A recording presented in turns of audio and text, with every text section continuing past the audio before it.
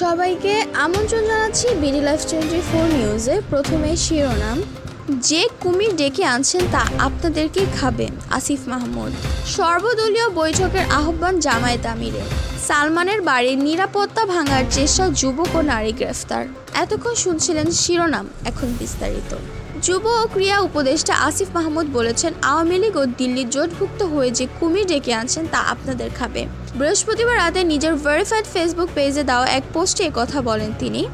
আসিফ মাহমুদ তার পোস্টে আওয়ামী লীগ ও দিল্লির সঙ্গে নর্থকে যুক্ত করেছেন, তবে এই নর্থ দ্বারা তিনি কি বুঝিয়েছেন তা জানা যায়নি। আসিফ মাহমুদ তার পোস্টে বলেন, বাংলাদেশ আওয়ামী লীগ নর্থ ও দিল্লি জোটভুক্ত হয়ে যে কুমির ডেকে আনছেন তা আপনাদেরকেই খাবে। আপনি হয়তো তাদের জোটভুক্ত হন, তবে সাময়িকভাবে আপনাদেরকে তারা ব্যবহার করেছে। তিনি আরও বলেন, আমাদের না আছে মরার ভয়, না আছে হারানোর কিছু, একমাত্র আফসোস গণতান্ত্রিক রূপান্তর, আর এ দেশের মানুষের ভাগ্য কোনোটা ইতিবাচক পথে যাবে না আর কি।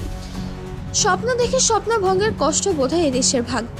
বাংলাদেশ জামায়াত ইসলামীর আমির ডক্টর শফিকুর রহমান দেশের বর্তমান উদ্ভূত পরিস্থিতি থেকে উত্তরণের সর্বদলীয় বৈঠক ডাকতে প্রধান উপদেষ্টা প্রফেসর ডক্টর মোহাম্মদ ইউনূসের প্রতি আহ্বান জানিয়েছেন।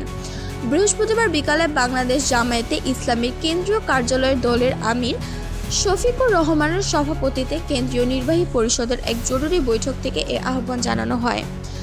বাংলাদেশ জামায়াত ইসলামীর কেন্দ্রীয় প্রচার বিভাগ থেকে মুজিবুল আলমের পাঠানো এক বিজ্ঞপ্তিতে এ তথ্য জানানো হয়। বৈঠকে জামায়াতের কেন্দ্রীয় নির্বাহী পরিষদের সদস্যরা উপস্থিত ছিলেন। এ সময় দেশের সার্বিক পরিস্থিতি নিয়ে বিশদ আলোচনা করা হয়। বৈঠকে জামায়াত আমির ডক্টর শফিকুর রহমান দেশের বর্তমান উদ্ভূত পরিস্থিতি থেকে উত্তরণের জন্য প্রধান উপদেষ্টা প্রফেসর ডক্টর মোহাম্মদ ইউনূসকে একটি সর্বদলীয় বৈঠক ডাকার আহ্বান জানিয়েছে।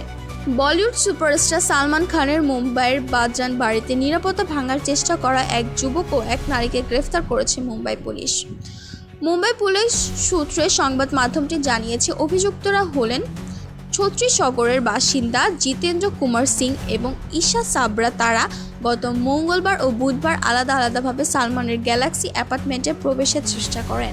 মুম্বাই পুলিশ জানায়, মঙ্গলবার সকাল 9:45 জিতেন্দ্র কুমার সিং সালমান খানের বাড়ির আশেপাশে ঘোরাফেরা করছিলেন। নিরাপত্তার দায়িত্বে থাকা এক পুলিশকর্মী তাকে সরিয়ে দেওয়ার চেষ্টা করলে তিনি রেগে গিয়ে নিজের মোবাইল ফোন ভেঙে ফেলেন। পরে সন্ধ্যা 7:15 নাগাদ ওই যুবক ভবনের এক বাসিন্দা গাড়ির পেছন দিয়ে লুকিয়ে সালমানের অ্যাপার্টমেন্টে ঢুকে পড়েন। তবে পুলিশকর্মী তাকে ফের ধরে ফেলেন এবং তাকে সরাসরি বান্দ্রা থানায় হস্তান্তর করা হয়। জিজ্ঞাসাবাদে জিতেন্দ্র কুমার জানান, তিনি সালমান খানের সঙ্গে দেখা করতে চেয়েছিলেন, কিন্তু পুলিশ তাকে ঢুকতে না দেয় তিনি গোপনে প্রবেশের চেষ্টা করেন। এদিকে বুধবার ভোর 3:30 দিকে একই ধরনের চেষ্টা করেন ঈশা সাবরা নামের এক 32 বছরের নারী। এমনকি তিনি অ্যাপার্টমেন্টের লিফট পর্যন্ত পৌঁছে যান, তবে পুলিশ সেখানে তাকে ধরে ফেলে। পরে দুজনের বিরুদ্ধে অবৈধ অনুপ্রবেশের মামলা দায়ের করে তাদের গ্রেফতার করা হয়।